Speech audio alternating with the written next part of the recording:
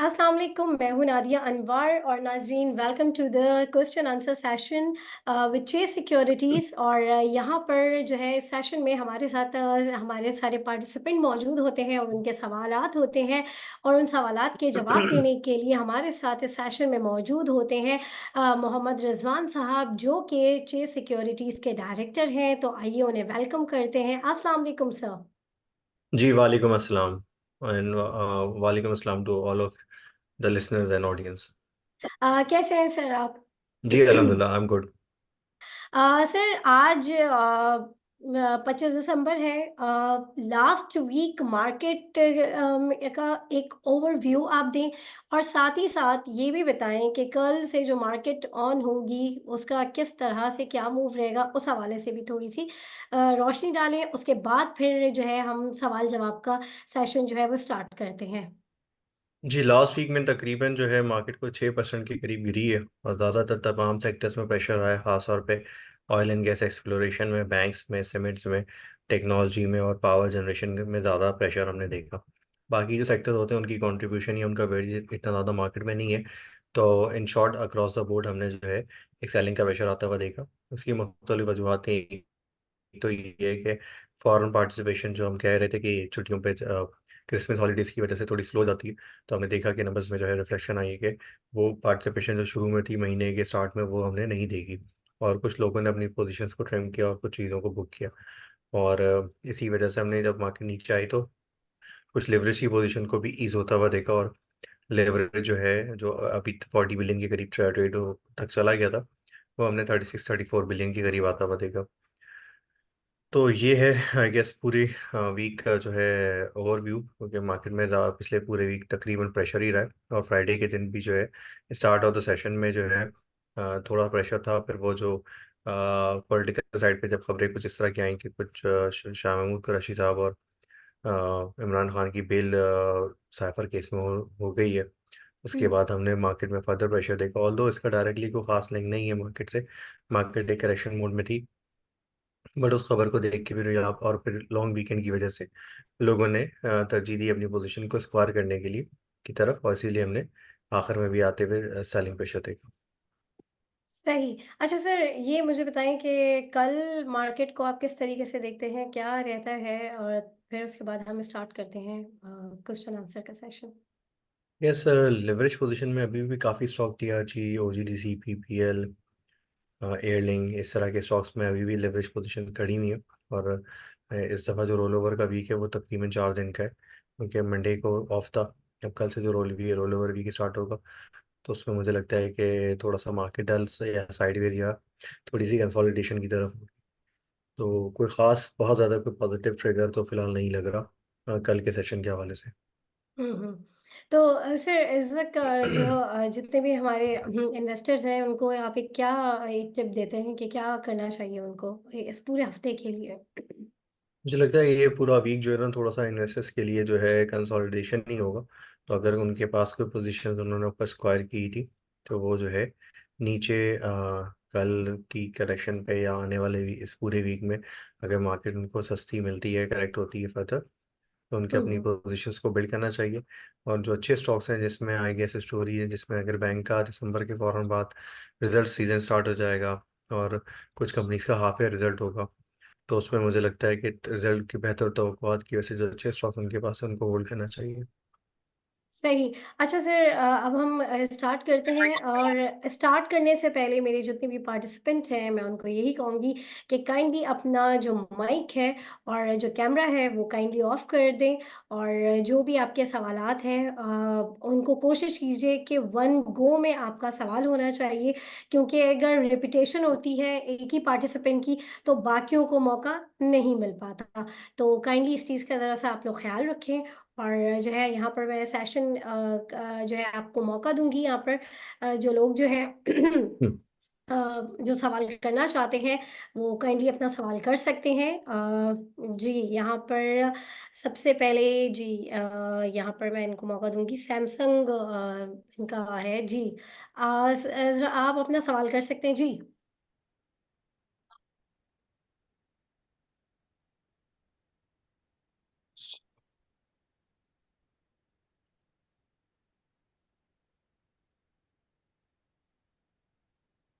अस्सलाम वालेकुम।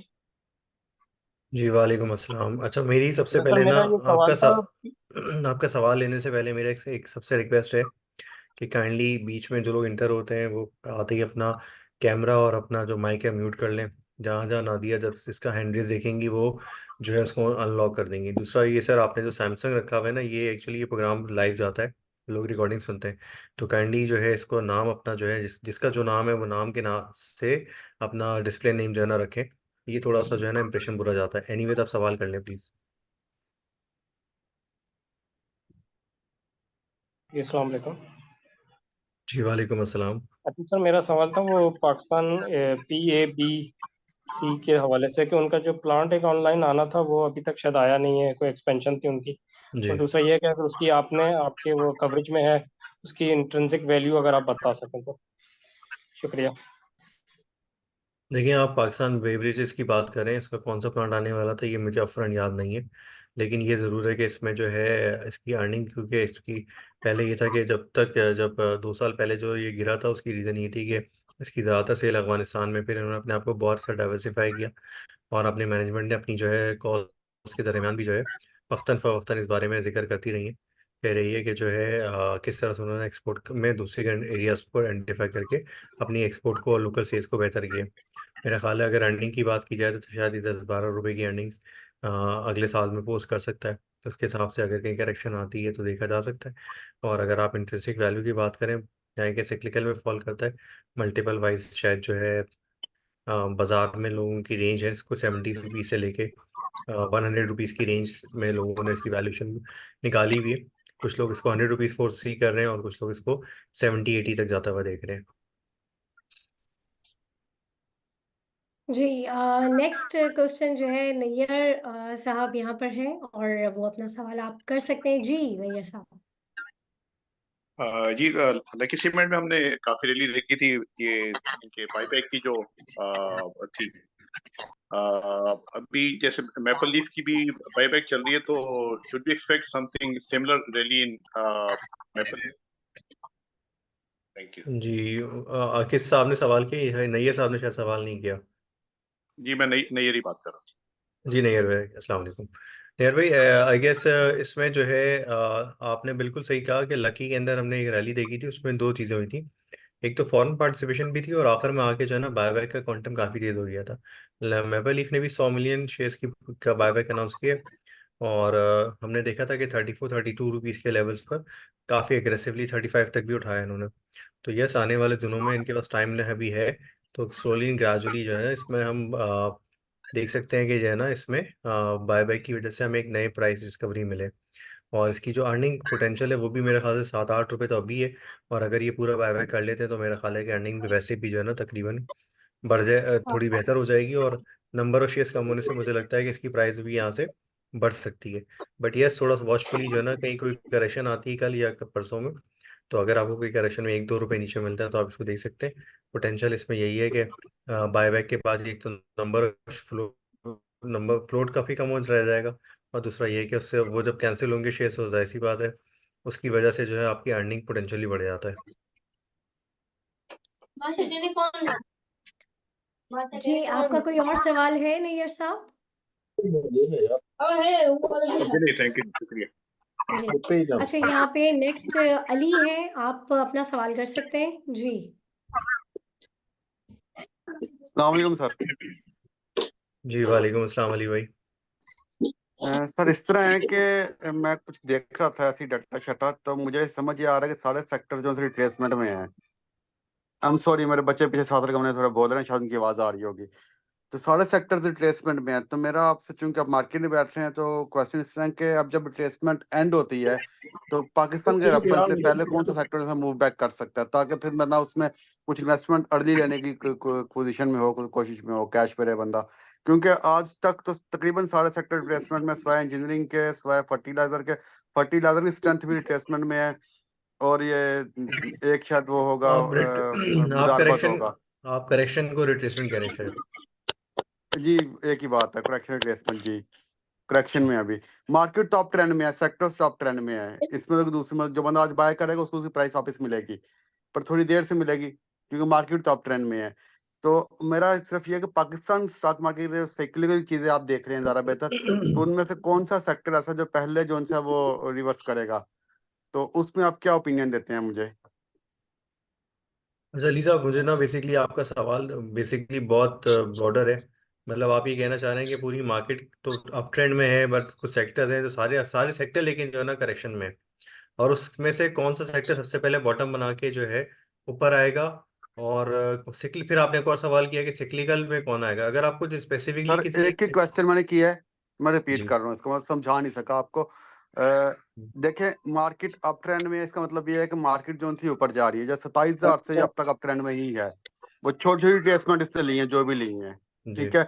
अच्छा, अब इस वक्त सारे सेक्टर ने रैली आई, साहब ने खूब पैसा बनाया, यहाँ पर पैसा यहाँ बना के पर यहाँ पर प्लेयर्स इसका बाहर आ यहाँ गए। पर यहाँ पर इसका जवाब ये है कि टेक्निकली जो है ना मार्केट अभी करेक्शन मोड में। और किसी करेक्शन जो है 57,000 से 54,000 तक मार्केट जो है ना अपने आप को रिट्रेस, या जो आप करेक्शन कह रहे थे वो आ सकती है। अब सर उसमें आप जो ठीक कह रहे है हैं, मेरा क्वेश्चन थोड़ा और है। उसमें। हाँ, मैं आपको सवालात कैसे दे रहा हूँ कि आपका सवाल फिर आपने सेक्टर में बहुत बॉर्डर नहीं दी थी ना। सेक्टर में जो है सबसे बेहतर सेक्टर जो है इस वक्त जो है जिसमें अभी करेक्शन कम आई है, चला नहीं है, वो सिक्लिकल के अंदर सीमेंट है। मार्च के अंदर अगर इंटरेस्ट रेट घटते हैं तो सीमेंट के अंदर एक आपको रैली मिल सकती है। उसके अलावा जो है जो फर्टिलाइजर सेक्टर है उसमें रिट्रेसमेंट कम हुई, करेक्शन कम हुई है। उसकी वजह ये है कि इसके क्वार्टर के रिजल्ट काफ़ी बेहतर आ रहे हैं।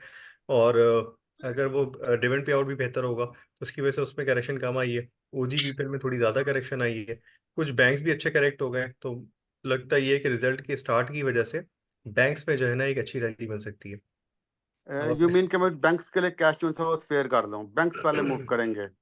सर ये पहले और। अपेरेंटली मतलब हम प्रोबेबिलिटी बात कर हाँ। रहे थे, जी मैं जी बात जी। समझ रहा हूँ आपकी, मैं 100% जी बात नहीं कर। जी। Thank you so much sir, ये आपने मेरी बहुत बड़ी हेल्प की है। Thank you sir so much sir. Welcome.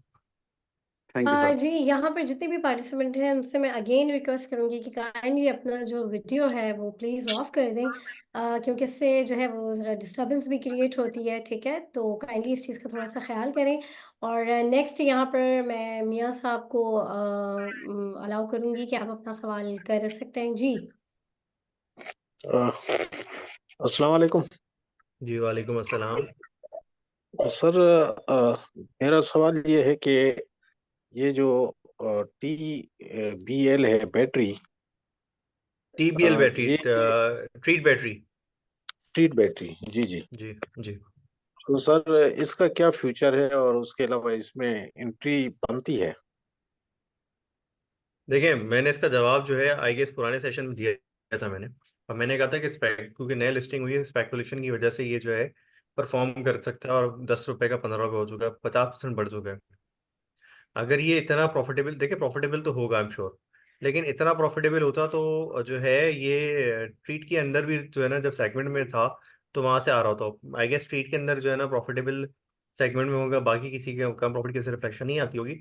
But इसको को मैंने आउटराइट इसको इसकी सेल या चीज़ों को फोकास्ट नहीं किया। ये 50% बढ़ गया है। मैं अगले किसी सेशन में आपको जो है इसकी अर्निंग वगैरह पे थोड़ा सा देख लूंगा और देख के आपको कर सकता हूँ। लेकिन ये 50% बढ़ चुका है। और आई गेस कोई मेरा मेरा जो इनिशियल इम्प्रेशन था इसको देख के वो ये था कि टीट के अंदर जब ये था तो इसकी अगर कंट्रीब्यूशन बहुत सिग्निफिकेंट होती तो यकीनन ये टीट की अर्निंग को भी पॉजिटिव कर देता ना। और टीट इटसेल्फ कुछ नहीं कमाता था पूरे साल के 40 50 60 70 84 पैसे जैसी अर्निंग होती थी। तो मुझे लगता है कि टीट के अंदर जो है होने से जिसमें एक मूव आनी थी वो आ चुकी है। अब यहाँ से फर्दर बढ़ने के लिए कोई सेल्स में कोई या क्वार्टर के अंदर कोई अर्निंग वगैरह की विजिबिलिटी आती है तो इसमें पोजीशन बिल्ड करनी चाहिए। तो सर ये मतलब ये कि एंट्री बन सकती है फिलहाल? सर मैंने बहुत डिटेल में आपको कहा कि इसकी एंट्री 50% चीज़ बढ़ चुकी है। अगर ये कंपनी बहुत प्रॉफिटेबल होती तो जब ट्रीट के अंदर थी तो ये एक सेगमेंट था ना ट्रीट के अंदर 4 सेगमेंट थे। सोप, ब्लेड, बैटरी और ये कोरोगेटेड कर्टन्स।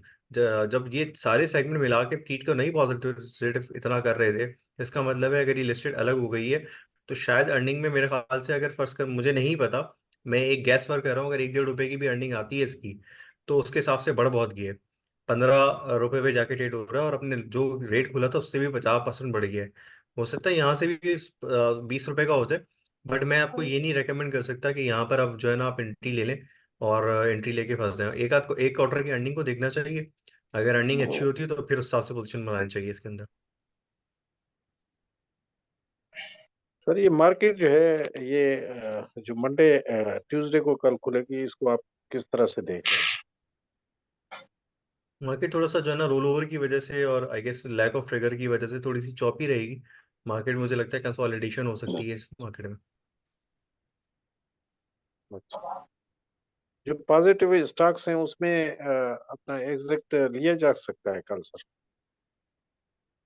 सर जो अगर प्रॉफिट आपने, में? देखिए डिपेंड करता है, अगर आपने 40,000 या 42,000 के लेवल पर एंट्री ली थी बाजार के अंदर तो आपके लिए तो हर चीज़ पॉजिटिव है ना आज भी। तो आपके लिए अब ये डिपेंड करता है आपने कहाँ एंट्री ली है और आपके लिए क्या पॉजिटिव है। कुछ किसी ने अगर 119, मैं एग्जाम्पल दे रहा हूँ, 119 रुपये पे पीपीएल लिया है तो उसके लिए तो कल नेगेटिव है, पीपीएल नेगेटिव हो गया है या आई गेस वो नीचे आ गया है। या किसी ने 125, 26, 27 रुपये पे लिया तो उसके लिए नेगेटिव हो गया है। आपने अगर 85 रुपीज़ पे लिया है तो आपके लिए 100 रुपये पे भी पीपीएल पॉजिटिव है। तो ये डिपेंड करता है आपकी एंट्री किस लेवल पर थी, आपके पोर्टफोलियो की पोजीशनिंग क्या है, वो डिपेंड करता है ज़्यादातर लोगों की, क्योंकि मार्केट स्ट्रेट चली है।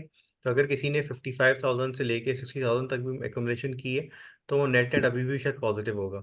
तो वो अगर अपनी प्रॉफिट को बुक करना चाहता है तो हमारी सजेशन प्रॉफिट बुक करने की नहीं है, बट मैं अगर वो करना चाहता है तो बिल्कुल कर सकता है। फॉर एग्जांपल मैंने सर अपना एफएफएल और एजीएल और पीएनएसए में एंट्री ली थी, और जो अभी तक मतलब प्रॉफिट में चल रहे हैं। बस सही है, प्रॉफिट में है तो आप उसको, अगर आपको लगता है कि ये बढ़ गए हैं अब एग्जॉस्ट हो रहे हैं तो आप इसको बिल्कुल बेच सकते हैं। आई गेस एफएफएल भी तकरीबन डबल हो गया है, एजीएल भी जी जी। ऑलमोस्ट डबल हो गया है, और तीसरा आइटम कौन सा बताया? एफएफएल। एफएफएल भी डबल हो गया। आई थिंक दोनों आइटम आपने जो बताया एजीएल और एफएफएल दोनों में आ गया आपको डबल अगर हो गया। अगर आप बिल्कुल बॉटम के पास से चढ़े तो मेरे ख्याल से 100% का रिटर्न है। आप चाहें तो थोड़ा इसको बुक कर सकते हैं। ठीक है सर, क्योंकि मेरा पोर्टफोलियो जो है ना बड़ा मुख्तसर है, सिर्फ 3 स्टॉक्स हैं और उसके अलावा 3 मिलियन की मेरी इन्वेस्टमेंट है। लेकिन इसमें आपको फर्दर रहनुमाई चाहिए हो ना, डिटेल आपको पोर्टफोलियो के हवाले से गाइडेंस टेक्निकल और लाइव कवर चाहिए हो, तो उस सूरत में हम अपने इन्वेस्टर्स को ये सजेस्ट करते हैं कि भाई आप रियल शर्जील भाई के पास अकाउंट मूव करवा लें चेस सिक्योरिटीज में। और उसमें ये होगा कि शर्जील भाई आपको डेली बेसिस पे, डे टू डे बेसिस पे एफएफएल में कहाँ उतरना है कहाँ होता है चार्ट देखकर आपको गाइड कर लेंगे, क्योंकि ये सेशन तो हफ्ते में एक दफ़ा होता है ना। अगर फर्ज करें जी कि जी जी। ड्यूरिंग द मार्केट अगर कोई करेक्शन आती है या कोई ऐसी चीज़ होती है, कोई नई एंट्री किसी लेवल पर किसी करनी होती है, तो उसमें हम अपने इन्वेस्टर्स को या अपने नाजरीन को ये सजेस्ट करते हैं कि शर्जील ना सिर्फ टेक्निकली बहुत साउंड है, ना टेक्निकल चार्ट्स उनको अच्छे आते हैं, बल्कि उनको ड्यूरिंग द डे हमारी तरफ से एज अ फंडामेंटली भी चीज़ें अपडेट होती रहती हैं। और वो अपने कस्टमर्स को जो है या क्लाइंट्स को डेली बेसिस पे बताते रहते हैं कि कहाँ उतरना है और कहाँ उनको री एंट्री करनी है। तो उस सूरत में मेरा ख्याल है आपका फ़ायदा इसी सूरत में होगा कि आप शजील भाई के पास अपने उस अकाउंट को मूव कराएं ताकि आपको डेली बेसिस पे रहनुमाई मिल सके। Sure I sir. Guess, thank you. जी, यहाँ पर नैयर साहब हैं, वो अपना सवाल कर सकते हैं, काफ़ी देर से उनका हैंड रेस है। जी, नैयर साहब। अस्सलाम वालेकुम, कैसे हैं रिजवान भाई? वालेकुम अस्सलाम, कैसे हैं आप नैयर भाई? आप बताइए, खैरियत से हैं? शुक्र शुक्र शुक्र करम पाक परवरदिगार का। अच्छा, रिजवान भाई जरा गाइड कीजिएगा कि एचपीएल एक तो है मेरे पास और दूसरे पीपीएल ऊपर का है। जी तो अब मैंने आपका वो देख लिया था, जो वीलॉग है। आप बता रहे थे कि एक तो फॉरेन कॉर्पोरेट वहां पे ऑफ है तो उसकी वजह से उनकी जो है वो बाइंग नहीं आ पाएगी, वो जी। भी, और रोल ओवर बी का प्रेशर भी। तो क्या ख्याल है, मुझे मेरे पास इनफैक्ट फ्यूचर में है तो मुझे काफी ऊपर की बाइंग है, तो इसमें से एग्जिट लेके तो जनवरी में बाय कर लेना चाहिए या वेट करना चाहिए? अच्छा, इन दोनों स्टॉक्स पे ना मेरा पर्सनल व्यू और आई गेस टेक्निकली भी जो शरीफ साहब का व्यू जो है पॉजिटिव है। तो मुझे लगता है आपको बेहतर है कि आप उस पोजीशन को होल्ड करें और अपनी पोजीशन इंटैक्ट रखें। मुझे लगता है थोड़ा मतलब एचबीएल के अंदर तो अभी वो रैली बनी नहीं है जो बननी चाहिए। पीपीएल में एक अच्छी खासी करेक्शन मतलब रैली बन चुकी थी। आई गेस आप थोड़ा लेट उसमें इंटर हुए जिसकी वजह से आपको ये मसला आ रहा है। बट पीपीएल को भी मुझे लगता है कि आने वाले दिनों में गैस प्राइस हाइक एक बाकी है, और अगर कोई रिजल्ट के साथ कोई अच्छा पे आउट आ गया तो ये भी परफॉर्म कर जाएगा। तो मेरा मशवरा है कि दोनों अच्छे स्टॉक्स हैं और इनको होल्ड करना चाहिए। जजाकल्ला जजाकल्ला जजाकल्ला। आपका वीलॉग भी माशाल्लाह जबरदस्त था, उससे बहुत काफी शुक्रिया गाइडेंस मिल गई थी, बट ये थोड़ा सा मजीद मैं आपसे डिस्कस करना चाह रहा था। सर, एनी जजाकल्ला टाइम खैर। Any time. Thank you. It's over to you, thank you, अल्लाह हाफिज। जी, बहुत शुक्रिया नैयर साहब। जी, अब जितने भी पार्टिसिपेंट हैं, आप अपना सवाल कर सकते हैं मार्केट के हवाले से।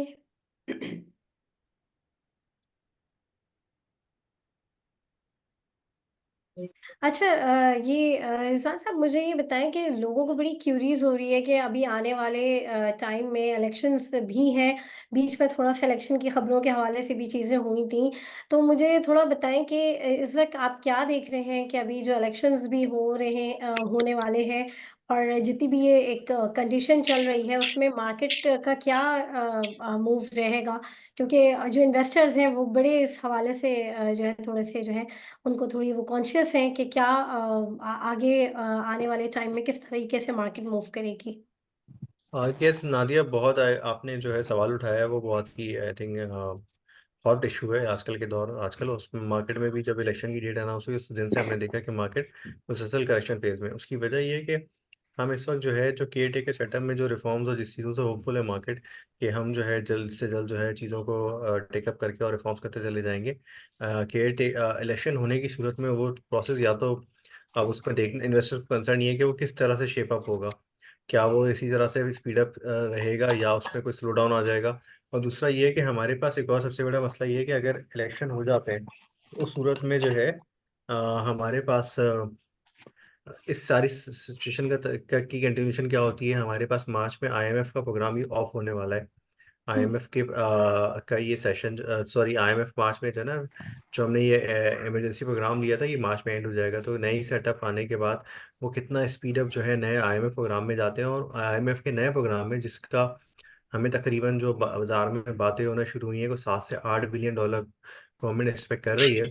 तो अगर 7-8 बिलियन डॉलर का प्रोग्राम लेते हैं तो किन कंडीशंस पे होता है, उसमें हमारी इंटरेस्ट रेट और करेंसी क्या होती है, हमारे नए टैक्स टारगेट्स क्या होते हैं, हमारा फिस्कल डिसिप्लिन किस तरह से रहता है।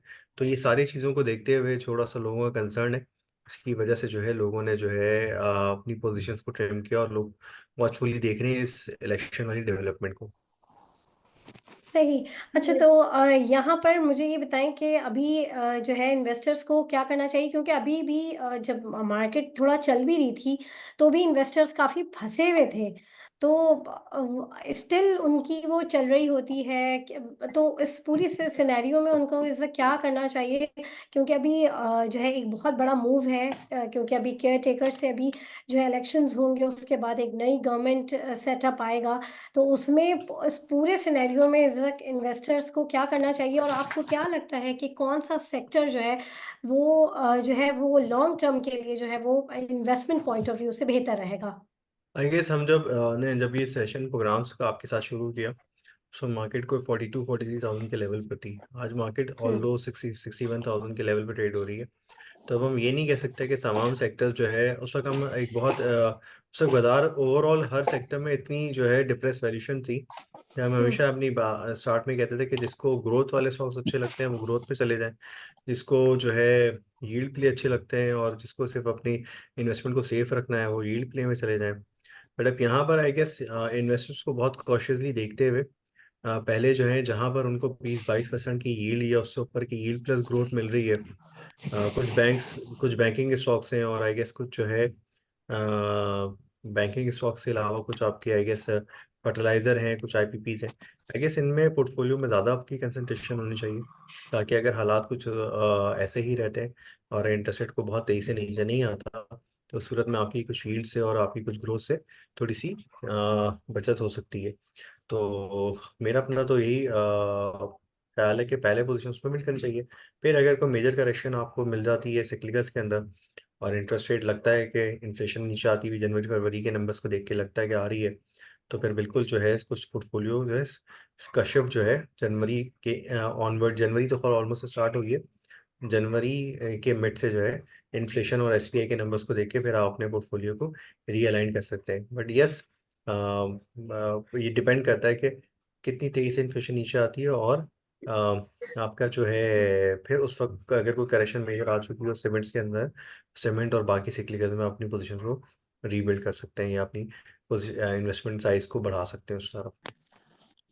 सही। और यहाँ पर नाजरीन, मेरे जितने भी देखने वाले हैं, मैं उनको ये ज़रूर कहूँगी कि अगर आप अपनी इन्वेस्टमेंट को एक बेहतर अंदाज से करना चाहते हैं, या फिर आप अपने काम में, अक्सर लोग हम अपनी रूटीन लाइफ में इतने बिजी होते हैं, समहाउ हमारा ध्यान नहीं होता है, तो उसकी वजह से कभी हम लॉस में भी चले जाते हैं। तो ये जो आपके ये जो ये सेशन होता है, इस सेशन के साथ साथ आपको ये अपॉर्चुनिटी भी दी गई है चीज सिक्योरिटीज की तरफ से कि आप जो है वहाँ पर अपना अकाउंट खुलवाएं, और वो आपको जो है एक भरपूर एक सिक्योर जो है लॉन्ग टर्म हो, शॉर्ट टर्म हो, में जो है आपकी इन्वेस्टमेंट को बहुत ही फ्रूटफुल अंदाज में लेकर जाएंगे।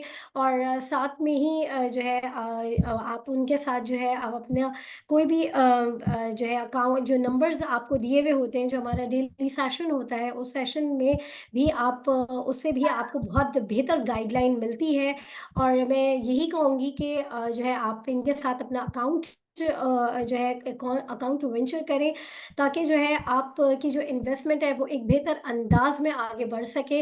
और साथ में ही जो है PSMU की जो है यहाँ पर जो ग्रुप व्हाट्सएप ग्रुप जो है आपको सर्विस दी गई है, उससे भी आप जो है फ़ायदा हासिल कर सकते हैं। यहाँ पर नाजरीन, जैसे कि आज 25 दिसंबर है, हम सब जानते हैं आज छुट्टी का दिन है, और जो है लोग आज के दिन को बड़ा जो है वो सेलिब्रेट भी करते हैं, क्योंकि 25 दिसंबर के साथ जो है वो एक न्यू ईयर का सिलसिला भी चल रहा होता है, और हॉलीडेज भी आई हुई हैं। तो लोग जो है ज़रा सा जो है थोड़ा सा इन सारी चीज़ों में मसरूफ़ होते हैं। तो यहाँ पर जो है हमारे साथ जो है मौजूद है शर्जील भी हमारे साथ मौजूद है।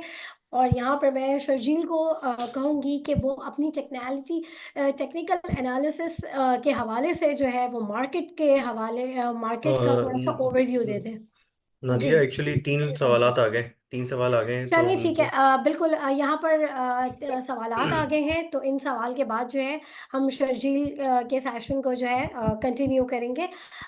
जी, यहाँ पर मैं इजाज़त दूंगी। यहाँ पर मोहम्मद साहब हैं, इनको मैं अलाउ करती हूँ। जी, आप अपना सवाल कीजिए। अस्सलाम वालेकुम सर। जी, अ, वालेकुम सलाम मुदम्मिल साहब।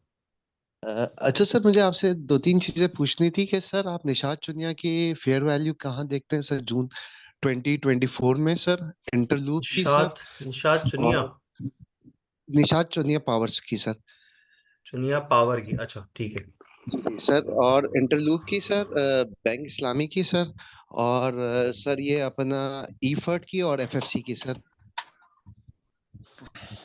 आई गेस क्योंकि सर फेयर वैल्यू तो बेसिकली जो है आपका एक, देखिए बैंक अल इस्लामी के अंदर जो है मैं फेयर वैल्यू तो इसलिए आपको मॉडल रन करके फिर आपको इंट्रिंसिक वैल्यू निकालनी पड़ती है थ्रू मॉडल। ठीक है, तो मैं बेसिकली अभी मेरे पास सबके मॉडल्स अवेलेबल नहीं है, तो मैं आपको मैं उसको बता सकूंगा, बट आपको मैं पी बेसिस पे या जो मार्केट जो एक्सपर्ट एक्सपर्ट ओपिनियन है उसके हिसाब से मैं आपको गाइड कर सकता हूँ। जैसे इंटरलूप में मेरे ख्याल है लोग बात कर रहे हैं शायद 12-15 रुपए की अर्निंग पे, और लोग एक्सपेक्ट करते हैं कि इसमें जो ग्रोथ आ रही है, जिस तरह से एक्सपेंशन कर रहा है, तो अगले सालों में शायद ये 20 से 25 रुपए की अर्निंग भी दिखा दे। उसके बेस पे लोगों को लगता है कि शायद ये तकरीबन 100-125 रुपए का आराम से हो सकता है। इसके बाद आपने कहा बैंकल इस्लामी की क्वार्टर एंड क्वार्टर 3 रुपए की क्वार्टर आ रहा है। अब तक हायर इंटरेस्ट रेट है, इनकम इनके जो है ना नेम्स मार्जिन हायर है।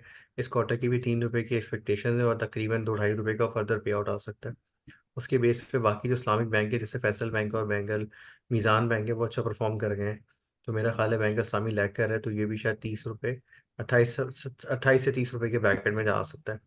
आपका चौथा सवाल था निशात चुनिया के ऊपर। निशात चुनिया के अंदर आप चुनिया पावर के अंदर जो है, ये ग्रुप पे आउट करने में रिलेटिवली बेहतर है निशात ग्रुप से। ऑल्दो तो उसमें जो है इन मुझे लगता है ये कि इस वक्त जो है इनको कोई सर्कुलेटेड पाइलअप नहीं हो रहा।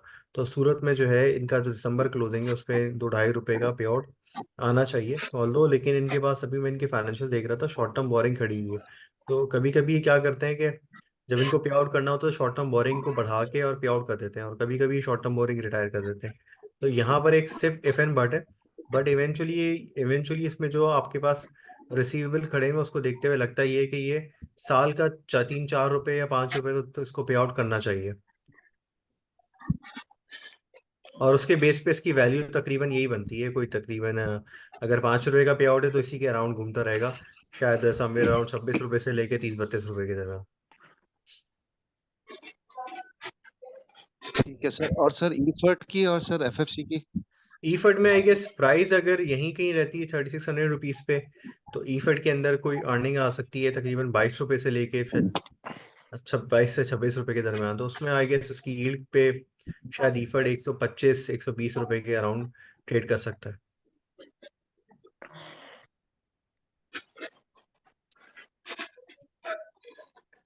आई गेस अगले अगले सवाल पे चले जाते हैं। नेक्स्ट यहाँ पर मैं बरहान बरहान साहब है, आप अपना सवाल कीजिए जी। जी अस्सलाम वालेकुम रिजवान भाई। मेरा सवाल ये था कि ईपीसीएल के हवाले से था कि इस रैली के अंदर ईपीसीएल ने इतना गेन दिया नहीं।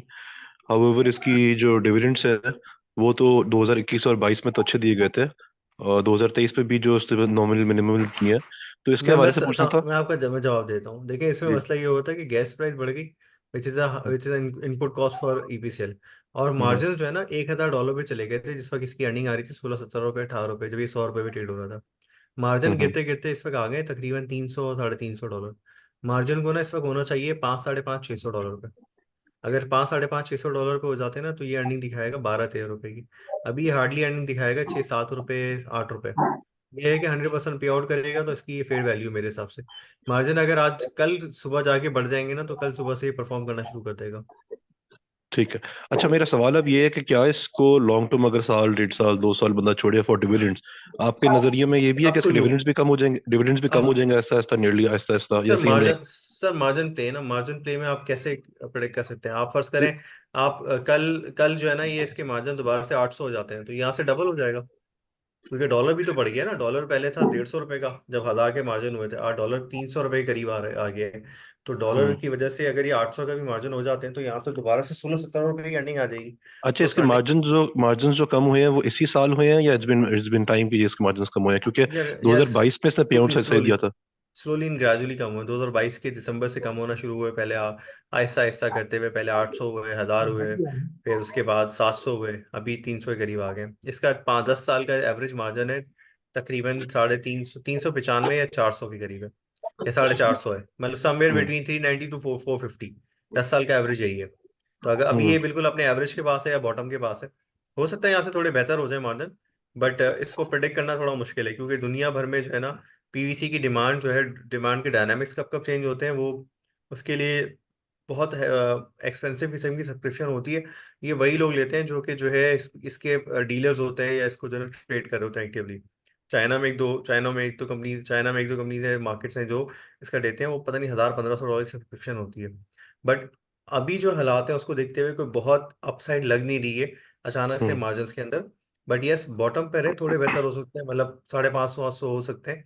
बट ये मेरा एक व्यू है, अगर नहीं होते तो नहीं होते, लेकिन ये है कि ठीक है। यस आज के हिसाब से जो रेट है, जो मार्जिन है, उस पर ये फेयरली वैल्यूड है। ठीक है चले, थैंक यू। जी नेक्स्ट यहाँ पर यासिर साहब, आप अपना सवाल कीजिए। जी अस्सलाम वालेकुम रिजवान भाई, आप ठीक हैं, खैरियत से हैं? अच्छा रिजवान भाई, मैंने किसी स्टॉक के रिलेटेड नहीं पूछना, सिर्फ आपका एक्सपर्ट ओपिनियन देखना है। ये जो जी क्या यासिर भाई, अल्हम्दुलिल्लाह। आपको आवाज आ रही है मेरी? जी जी आप बोलिए, आपकी आवाज़ आ रही है।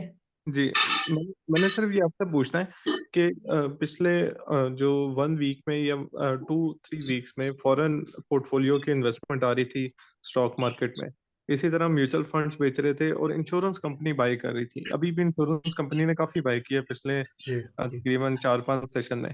अच्छा जी आप इंश्योरेंस कंपनी को कैसे देखते हैं? उनका व्यू तो लॉन्ग टर्म होता है, और म्यूचुअल फंड्स का तो उन्होंने एडजस्टमेंट की अपने पोर्टफोलियो में, इसलिए उनकी सेलिंग आई है। तो इसके देखिए जी, ऊपर जरा बताते हैं। जी जी जी इसमें देखिए म्यूचुअल, देखिए जो फॉरेन पोर्टफोलियो पार्टिसिपेशन होती है ना, फॉरेन पोर्टफोलियो दो तरह से काम करते हैं। एक होता है पैसिव इन्वेस्टमेंट्स।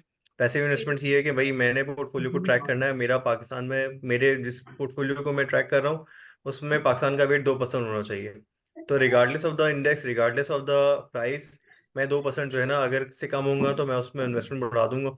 और अगर मुझे कहीं से रिडम्पशन आएगी तो मैं उसी रेशियो में पाकिस्तान से लेके अपनी दुनिया भर की हर इन्वेस्टमेंट को रिड्यूस करूंगा। ये हो गई फॉरेन इन्वेस्टमेंट के हवाले से। दूसरी जो है आपका सवाल था म्यूचुअल फंड का। म्यूचुअल फंड बेसिकली क्या करते हैं कि अगर उनके पास शाम को रिडम्पशन आई और उन्होंने अपनी डिसाइड किया हुआ है कि हालात को देखते हुए 85-90% तक इन्वेस्टेड रहना है, तो वो जितनी रिडम्पशन आएगी उतनी से अपनी पोजीशन को स्क्वायर कर देंगे। अगर उनके पास कल कल बाय भी आ रही होती है ना, तो बहुत ज्यादा लोग क्या करते हैं कि कल पे दोबारा बाय कर लेते हैं, बट जिस दिन जो होती है उस दिन अपने इन्वेस्टमेंट रेशियो को सेम रखते हैं। ठीक है, तो म्यूचुअल फंड इस तरह से ऑपरेट करते हैं। इंश्योरेंस का मसला ये होता है कि इंश्योरेंस के पास जो है ना कंटिन्यूसली प्रीमियम आ रहा है, और पिछले सालों में इंश्योरेंस ने बहुत ह्यूज क्वांटिटी में अपनी पोजीशंस को ट्रिम किया इक्विटी मार्केट में। अब जो मार्केट बढ़ गई है तो वो स्लोली ग्रेजुअली अपनी पोर्टफोलियोज को रीबिल्ड कर रहे हैं। तो इसी वजह से जो है आप इंश्योरेंस का कंटिन्यूसली फ्लोज देख रहे हैं। और आने वाले दिनों में, नए साल में, हो सकता है कि कुछ नई एलोकेशन के साथ जो है ना इंश्योरेंस जब मार्केट में ज़्यादा हैविली पार्टिसिपेट करे तो आप ये नंबर को बढ़ता हुआ भी देखें। अगले सवाल पे चले जाते हैं। सही, थैंक यू। तो आप वैसे फॉरेन जो कॉर्पोरेशन की तरफ से इन्वेस्टमेंट है, आप एक्सपेक्ट कर रहे हैं कि वो इंक्रीज होगा? जनवरी ऑनवर्ड बेहतर होना चाहिए नंबर्स, क्योंकि जनवरी में नई एलोकेशन होंगी। अब ये डिपेंड करता है ना, फॉरेन इन्वेस्टमेंट्स भी जो है बेसिकली अब इमर्जिंग फंड जो फंड्स हैं, अगर उनके जी। पास इनफ्लो होगा तो वो बढ़ाएंगे ना। अगर आज उन्होंने अपनी रीएलोकेशन रीबैलेंसिंग करके अपनी पोर्टफोलियो को एडजस्ट कर लिए, अब कल को अगर कल या तो हमारा मार्केट वेट हमारी मार्केट बहुत बहुत बढ़ जाए, हमारी मार्केट। यार ये प्लीज, मैंने पहले भी रिक्वेस्ट की थी कि आपने, ये शायद ओवैस साहब है, इनका म्यूट कर देना दिया। नादिया, ये ओवैस साहब से शायद, इनका म्यूट करें प्लीज। ओके।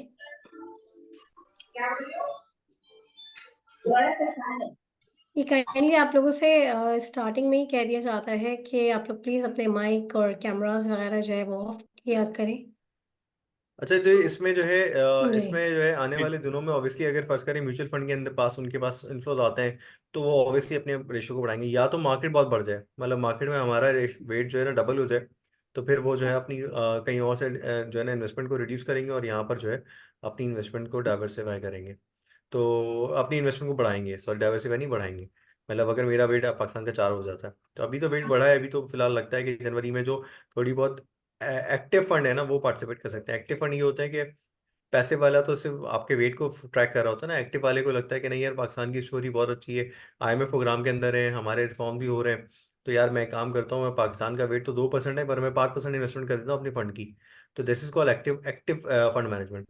तो एक्टिव पार्टिसिपेशन की जैसे लगता है कि वो शायद जनवरी में अपना रेशियो पाकिस्तान में बढ़ाए। ठीक, right. Thank you so much Rizwan भाई, थैंक यू। वेलकम। जी, यहाँ पे बरहान साहब का अगेन हैंड रेस है।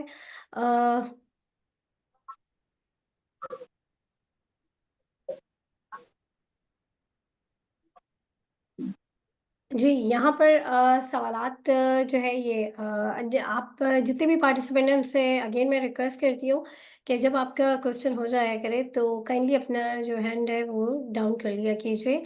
ठीक है। अच्छा, यहाँ पर और किसी के सवालात जो है जो करना चाहें वो आप कर सकते हैं। बीच में भी आप कर सकते हैं। यहाँ पर मैं शर्जील को कहूँगी कि शर्जील आप अपनी टेक्निकल एनालिसिस की उसमें जो है मार्केट का एक ओवरव्यू दे दें जो लास्ट वीक भी रहा और कमिंग वीक कल से क्या पोजीशन रहने वाली है मार्केट की। तो ओवर टू यू जी।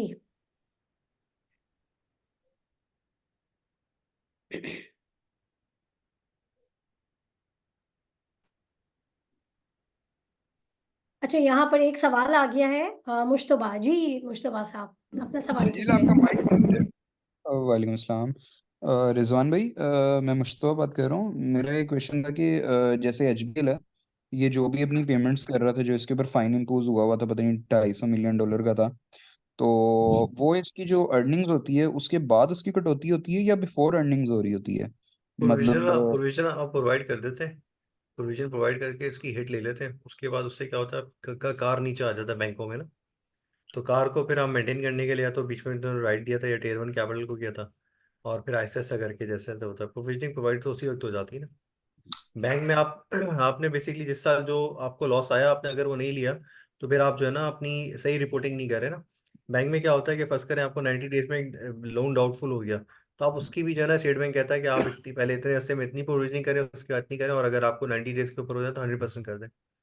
तो इसी तरह से जो आपने जिस साल लॉस किया उस साल आपने उसकी प्रोविजनिंग कर ली, आपने अर्निंग में हिट ले ली, और अब जो है उसका कोई भी इम्पैक्ट नहीं है। उसकी रीपेमेंट्स वगैरह सब हो चुकी हैं। अब जो भी हो रहा है उसमें अगर कार के पास कार में जगह है तो वो पेमेंट आपकी जो है डिविडेंड की पेमेंट बढ़ती चली जाएगी और अर्निंग पे रिफ्लेक्शन आती जाएगी।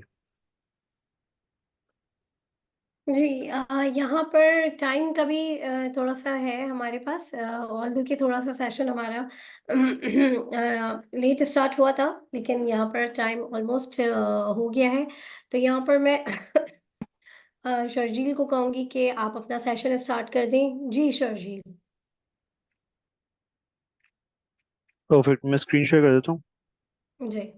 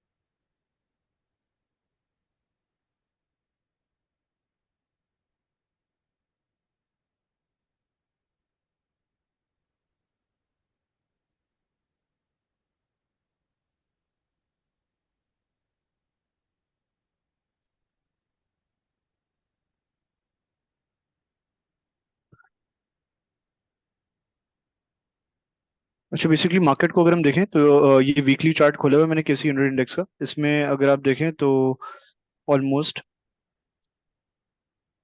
चैनल का जो है वो टॉप आ रहा था ऑलमोस्ट 67,000 के लेवल्स के करीब, जो हमने आइडेंटिफाई करा था लास्ट सेशन में। और प्रॉब्ली 2 वीक्स बैक हमने आइडेंटिफाई करा था। I guess week back market ने जो है वो, मेरे ख्याल से अगर पिछले हफ्ते की बात करें तो मार्केट ने थोड़ा कंसोलिडेट करा था। रेंज बाउंड एक्टिविटी हमने होती हुई देखी थी, मार्केट ने अपनी इस पर्टिकुलर रेजिस्टेंस को रिस्पेक्ट दी थी। और पिछले हफ्ते अगर हम देखें तो यहाँ से फिर मार्केट के अंदर सेलिंग आई, और 4400 पॉइंट्स के सेल ऑफ के बाद जो है मार्केट ऑलमोस्ट 61,700 के लेवल्स के करीब जो है मार्केट ने क्लोज करा।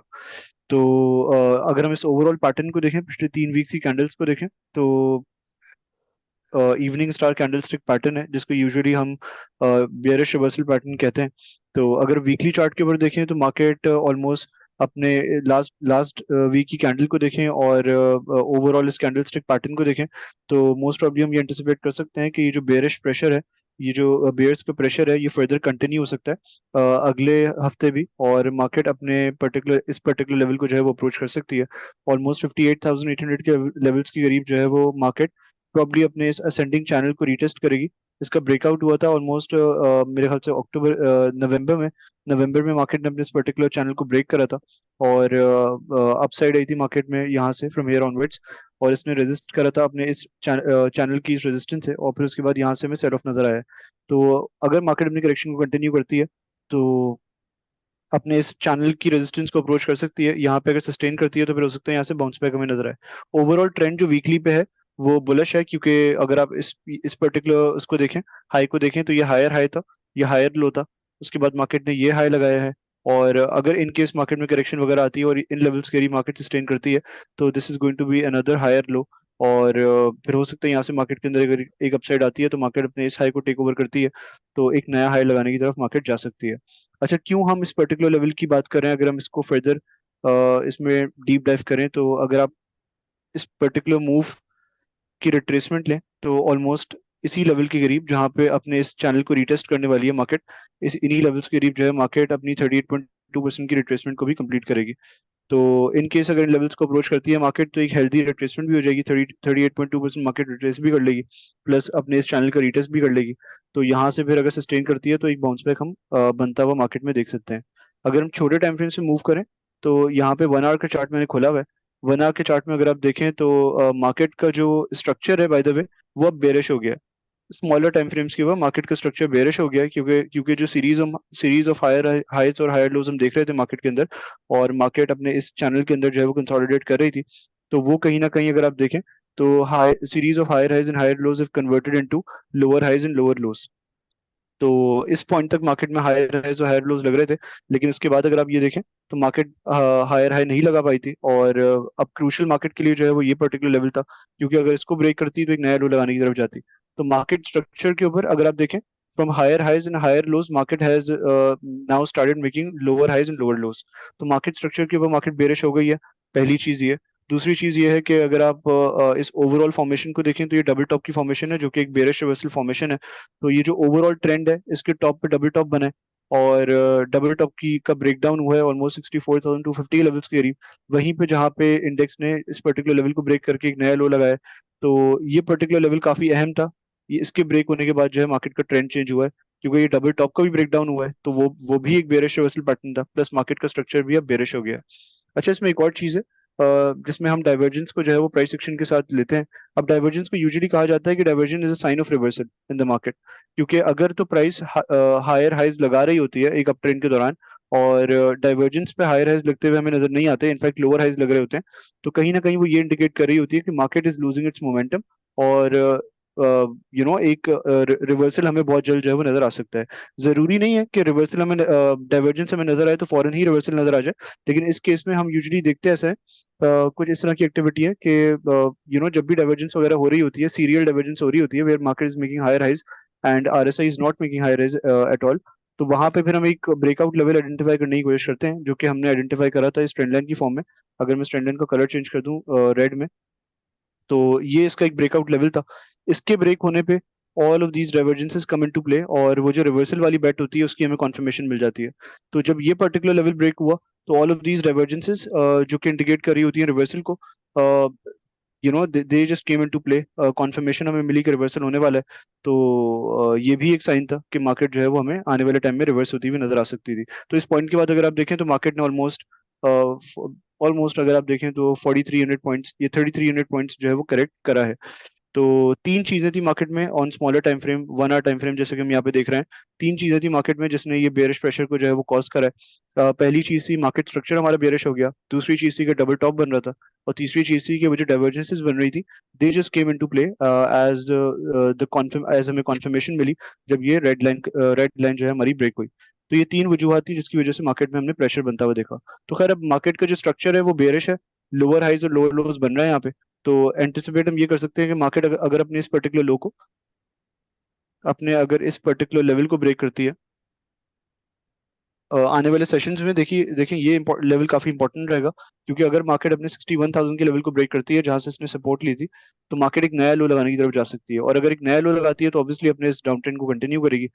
वीकली चार्ट पे हम ये आइडेंटिफाई कर पा रहे हैं कि मार्केट की सपोर्ट आ रही है, अगर तो मार्केट नया लो लगाने की तरफ जाती है तो हो सकता है मार्केट फिर अब इन लेवल्स को अप्रोच कर जाए, और यहाँ पे अगर सस्टेन करती है तो फिर हो सकता है पॉसिबली थोड़ा सा रिट्रेस करके 58,000 के लेवल्स के करीब जाके मार्केट अगर सस्टेन करती है तो फिर हायर हाइज और हायर लोस की फॉर्मेशन मार्केट के अंदर अगर हमें नजर आती है तो हो सकता है फिर ट्रेंड रिवर्सल हो जाए स्मॉलर टाइम फ्रेम्स के ऊपर। तो ये जो है वो मार्केट के अंदर हो रहा है, और लगता फिलहाल ऐसा है कि अगले हफ्ते में ये जो करेक्शन है ये कंटिन्यू होती हुई हमें नजर आ सकती है, at least for last week, for next week. और फिर उसके बाद अगर हमें 58,000 58,800 पे सस्टेनेंस नजर आती है मार्केट की, तो यहाँ से पॉसिबली फिर हमें अपसाइड मार्केट के अंदर अगले से अगले हफ्ते में जो है वो नजर आ सकती है। अच्छा, जो पहला चार्ट सही। है, पहली स्क्रिप्ट है जिसको हम शेयर करना चाह रहे हैं यहाँ पे, वो बीओपी है, बैंक ऑफ पंजाब है। बैंक ऑफ पंजाब को अगर आप देखें तो बैंक ऑफ पंजाब का वीकली टाइम फ्रेम मैंने यहाँ पे खोला हुआ है, इसमें फॉलिंग वेज की फॉर्मेशन हो रही थी। अगर आप चार्ट को देखें, इसका ब्रेकआउट हुआ था कपल ऑफ वीक्स बैक, जहाँ पे इसने ऑलमोस्ट 32% के अपसर्ज के साथ जो है वो अपने इस पर्टिकुलर फॉलिंग वेज की की ट्रेंड लाइन को ब्रेक करा था, और क्लोज करा था ऑलमोस्ट 7.5 के लेवल्स के करीब। लास्ट वीक की अगर हम बात करें तो इसमें इसने एक गैप अप के साथ ओपनिंग दी थी, और उसके बाद वहां से हमने इसके अंदर जो है सेलिंग प्रेशर आता हुआ देखा था, और इसने क्लोज करा है ऑलमोस्ट 6.63 के लेवल्स के करीब with down side of almost 11.8%। तो अब फिलहाल हमारी बेट इसके अंदर ये है कि ऑलमोस्ट 6.2 के लेवल्स के करीब जो है वो अपने इस फॉलिंग वेज को ये रीटेस्ट कर रहा है। तो अगर तो इसको रीटेस्ट करता है, अच्छा ना सिर्फ ये फॉलिंग वेज को रीटेस्ट कर रहा है बल्कि अपने इस असेंडिंग चैनल को भी रीटेस्ट कर रहा है, तो अगर इस जोन के करीब ये सस्टेन करे आता है और यहाँ से बाउंस बैक ये पिकअप लेता है, तो पहला टारगेट इसका होने वाला है 7.2 से 7.5 के लेवल्स के करीब। और इसको अगर ये ब्रेक करता है तो 8 से लेके 8.3 के लेवल्स को ये हमें आने वाले सेशंस में अप्रोच करता हुआ नजर आ सकता है। अगली स्क्रिप्ट की अगर हम बात करें तो इसके बाद जो हमारी स्क्रिप्ट है वो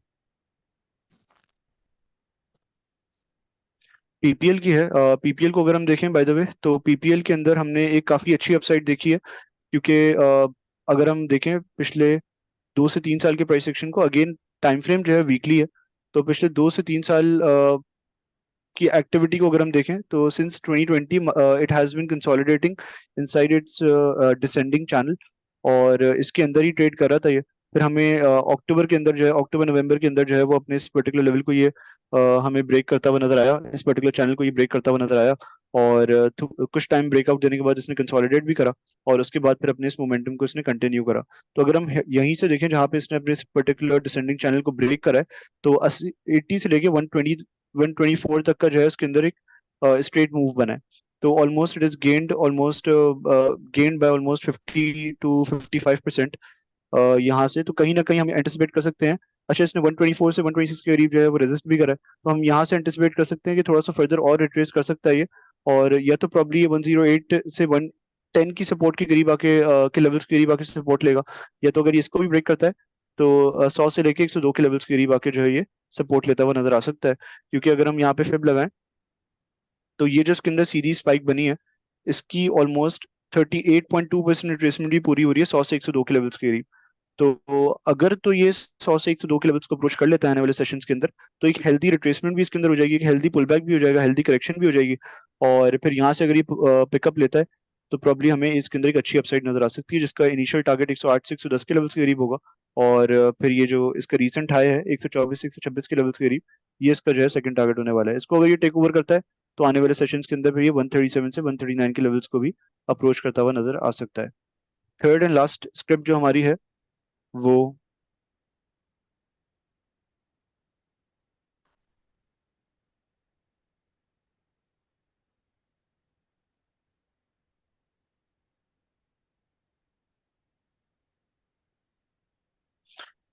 पाको की है। पीओएल के चार्ट को अगर आप देखें तो ये वीकली चार्ट है अगेन पाको का। पाको में बेसिकली वी वर एंटिसिपेटिंग, अच्छा यहाँ पे हमने अपने काफी क्लाइंट्स को भी पिच करा था ये अब ऑलमोस्ट 390 के लेवल्स के करीब, जहाँ पे अपने इस particular descending ascending trend line को ये रीटेस्ट कर रहा था, प्लस यहाँ पे 200 एसएमए भी आ रही थी। So there was a confluence in this particular zone, there was a confluence, ये कॉन्फ्लुएंस जोन बन गया था, क्योंकि यहाँ पे ना सिर्फ 200 एसएमए की सपोर्ट आ रही थी बल्कि मल्टी या ट्रेंड लाइन की भी सपोर्ट आ रही थी। तो एक अच्छा जोन बन गया था, यहाँ से बाउंस बैक जो है वो प्रॉब्ली इनएविटेबल था। तो यहाँ पे हमने एक्यूमुलेट करवाया था, यहाँ से एक अच्छा बाउंस में बनता हुआ नजर आया इसके अंदर। 390 से लेके इसके अंदर सीधी सीधी रैली बनी है 460 के लेवल तक। तो यहाँ से ऑल्दो अगर आप ये देखें पिछले 3 से 4 साल के प्राइस एक्शन को देखें तो it has not been able to break 458 to 460 के लेवल्स। यहाँ पे काफी स्ट्रॉन्ग जो है वो रिजेक्शन आती है। लास्ट वीक भी हमने ये देखा कि जैसे ही जो ही इसने अपने इस पर्टिकुलर लेवल को अप्रोच करा, तो लास्ट वीक इसने काफी स्ट्रॉन्ग बेरिश कैंडल जो है पोस्ट करी है। ये ओवरऑल पैटर्न अगर हम देखें तो पिछले 3 हफ्तों के प्राइस एक्शन को अगर हम देखें यहाँ पे, तो लास्ट वीक की कैंडल ने पिछले इससे पहले के जो 2 हफ्ते थे उनकी कैंडल्स को पूरी तरीके से जो है इनगल्फ कर लिया है। तो ये खैर बहुत ही बेरिश साइन है। लगता है ऐसा है कि अगले हफ्ते भी हमें इसके अंदर बेरिश प्रेशर जो है कंटिन्यू होता हुआ नजर आ सकता है, और खैर हमारा व्यू इसके अंदर जो है बुलिश ही है। Any dip from here would be an opportunity for us to accumulate it, और towards the upside on the other hand अगर हम बात करें तो 458 से 460 का लेवल बहुत अहम है, इसको ब्रेक करना इसके लिए बहुत जरूरी है। अगर इसको ब्रेक करता है तो एक नई रैली इसके अंदर जो है बनती हुई हमें नजर आ सकती है। पहला टारगेट इसका 488 टू 490 के लेवल्स के करीब होगा, इसको अगर ये ब्रेक कर देता है तो 534 से 538 का जो है वो हमारा लेवल, जो जो लेवल्स है हमारे, वो अगले टारगेट होंगे, क्योंकि ये जो रेंज है बीच की इसकी वो काफी क्लीन है। तो पाको के अंदर जो है वो व्यू ये है, any dip would be an opportunity to accumulate it, और if it manages to break out this particular resistance level, तो यहाँ से भी इसके अंदर एक अपसाइड बन सकती है, जिसके टारगेट्स 488 टू 490 होंगे इनिशियली, एंड देन 534 टू 538 होंगे। तो that's it from this session. जी, बहुत शुक्रिया शर्जील, आपने बहुत ही इन्फॉर्मेटिव जो है नॉलेज आपने दी है अपनी टेक्निकल एनालिसिस की रोशनी में, और साथ ही साथ आपके के साथ जो है मोहम्मद रिजवान साहब जो कि इस सेशन में हमारे साथ थे, और जो है हमारे पार्टिसिपेंट्स जितने भी थे उन सब का बहुत शुक्रिया इस सेशन का हिस्सा बनने के लिए। इसी के साथ ही इस सेशन से आप सबसे मैं इजाज़त चाहूँगी। इंशाल्लाह अगले हफ्ते इस सेशन में आप सबसे फिर मुलाकात होगी। तब तक के लिए अल्लाह हाफ़िज़। Thank you so much everyone. Allah Hafiz.